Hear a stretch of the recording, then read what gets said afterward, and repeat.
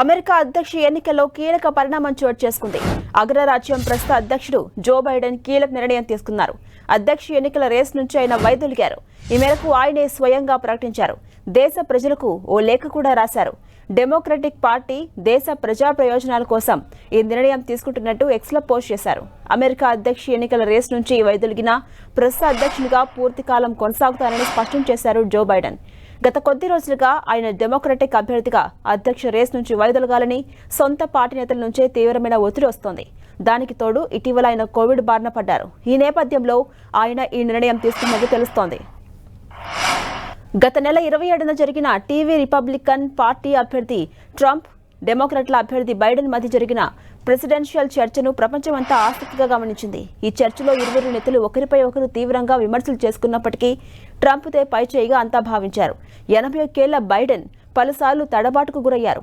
పలు కీలక సభల్లోనూ బైడెన్ నోటి వెంట తప్పులు దొర్లాయి. దీంతో ఆయన అధ్యక్ష రేసులో ఉండడంపై సొంత పార్టీలోనే అనుమానాలు మొదలయ్యాయి. దానికి తోడు పలువురు కీలక నేతలు ఆయన వైదొలగాలని, వేరొకరికి ఆ బాధ్యతలు అప్పగించాలని బహిరంగంగానే పిలుపునిచ్చారు. బైడెన్ అధ్యక్ష అభ్యర్థిత్వం పట్ల తొలుత పార్టీ అంతర్గతంగా ఉన్న అసంతృప్తి ఇటీవల నుంచి రోజురోజుకు పెరిగింది.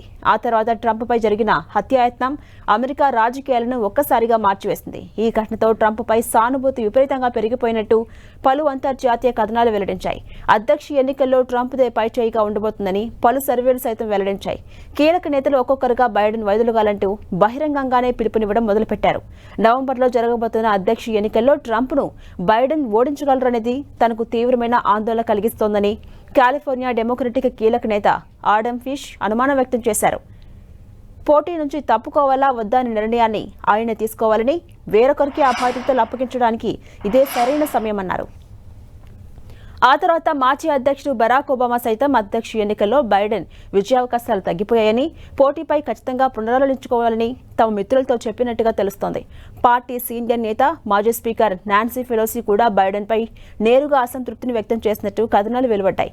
ఆమె నేరుగా బైడెన్కి ఫోన్ చేసి రేస్ నుంచి వైదొలగాలని కోరినట్టు సమాచారం.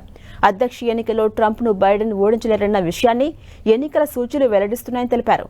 బైడెన్ తప్పుకోకపోతే డెమోక్రాట్ల అవకాశాలు తీవ్రంగా దెబ్బతింటాయని, చట్టసభపై నియంత్రణ కోల్పోయే పరిస్థితి ఏర్పడుతుందని ఆమె ఆందోళన వ్యక్తం చేసినట్టు తెలుస్తోంది.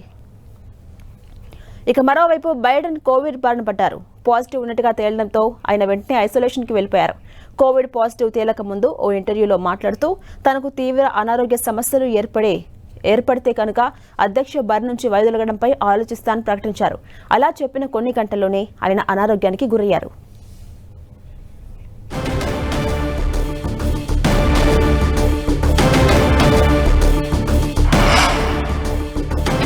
అమెరికా అధ్యక్ష రేస్ నుంచి బైడెన్ స్వతంత్రంగా వైదొలగడంతో డెమోక్రటిక్ పార్టీ అభ్యర్థి తరపున ఎవరన్న చర్చ జోరందుకుంది. అధ్యక్ష ఎన్నికల రేస్లోకి భారత సంతతి మహిళ కమలా హ్యారిస్ ఒక్కసారిగా వచ్చారు. అధ్యక్ష రేస్ నుంచి జో బైడెన్ వైదొలగడంతో ఉపాధ్యక్షురాలిగా ఉన్న కమలా హ్యారిస్కు తన మద్దతు తెలిపారు. ఈ మేరకు ఎక్స్లో పోస్ట్ చేశారు. తన అమెరికా అధ్యక్ష నామినేషన్కు ఆమోదించకూడదని నిర్ణయం తీసుకున్నామని తెలిపారు బైడెన్. తన మిగిలిన పదవీకాలానికి అధ్యక్షుడిగా ఉండి పూర్తి దృష్టిని విధులపై కేటాయించాలనుకుంటున్నానని తెలిపారు. 2020లో పార్టీ ఉపాధ్యక్షురాలి అభ్యర్థిగా కమలా హ్యారిస్ను ఎంపిక చేస్తూ తాను తొలి నిర్ణయం తీసుకున్నానని, ఇదే నా ఉత్తమ నిర్ణయమని భావిస్తున్నట్టుగా తెలిపారు. పార్టీ అధ్యక్ష అభ్యర్థిగా కమలా హ్యారిస్ ఉండేందుకు తన మద్దతు ప్రకటిస్తున్నట్టు ఎక్స్లో పోస్ట్ చేశారు బైడెన్. డెమోక్రాటిక్ నేతలందరం కలిసి ట్రంప్ను ఓడించాల్సిన సమయం వచ్చిందని, ఆయన్ను ఓడిద్దామంటూ బైడెన్ స్పష్టం చేశారు. 59 ఏళ్ల కమలా హ్యారిస్ డెమోక్రాట్లు అభ్యర్థిగా ఆమోదిస్తే అమెరికా హిస్టరీలోనే కీలక నిర్ణయం కాబోతుంది. ఓ ప్రధాన పార్టీ అధ్యక్ష అభ్యర్థి రేసులో నిలవబోతున్న తొలి ఆసియా సంతతి మహిళగా చరిత్రకెక్కబోతుంది.